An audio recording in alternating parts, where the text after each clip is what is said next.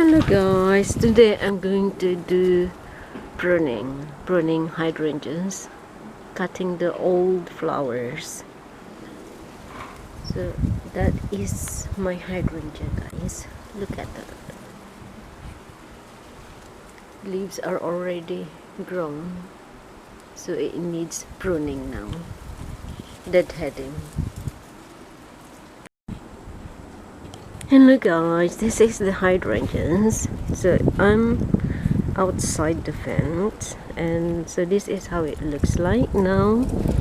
So all the spent flowers like this. So by the way, this is a Mophead hydrangea.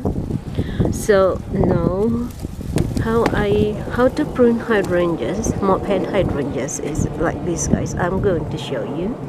So you will see this is already the spent flowers, and you have to look down there. You have to cut it there above the new shoots, so like that. So that's how to prune these Mophead hydrangeas, because the flowers will go there, it flowers there, and the new leaves. So and also we have to cut the crisscross branches to prevent from disease. So it's like that, it's crisscrossing, so I need to cut that. Yeah, and so just like that. So you have to cut it in angle, so when it rains the water just drop, it doesn't stay in the cut. So just like that. This, I think I need to cut this. This is the bigger leaves is there, so I need to cut it here. So that's how to prune the Mophead hydrangeas. So okay, I'll show you guys the finished outcome later. Okay, I'll do it first. Okay, thank you.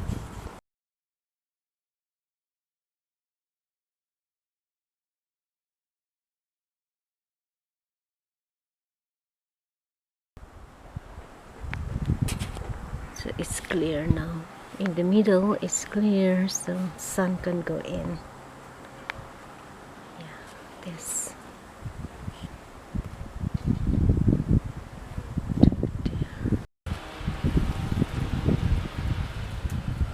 So I cleaned the bottom as well on the ground thing, so it's clean, because I can see earlier that there's lots of snails sticking in the very bottom stem.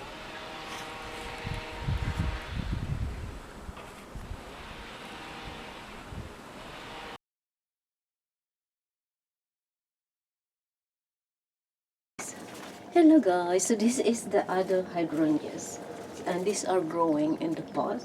So these are Lacecap hydrangeas, and this is Mophead hydrangeas. So the pruning for these two are the same.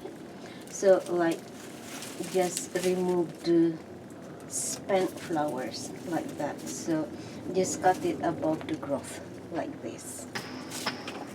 So I have to do all of these like that, and I'll show you the finished product, so it will be nice and clean.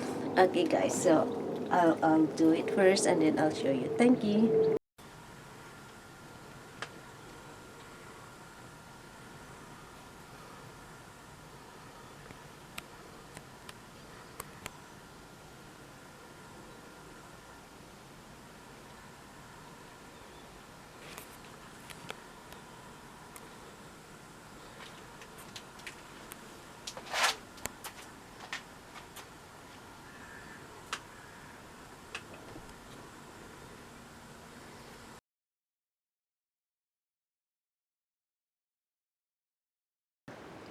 Okay guys, this is another hydrangea.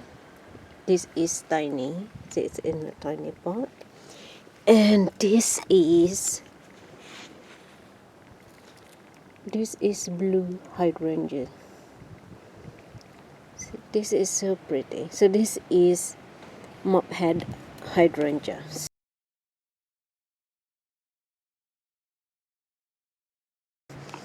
I need to cut all these spent flowers as well, because look at that, it's already vigorous growth in there.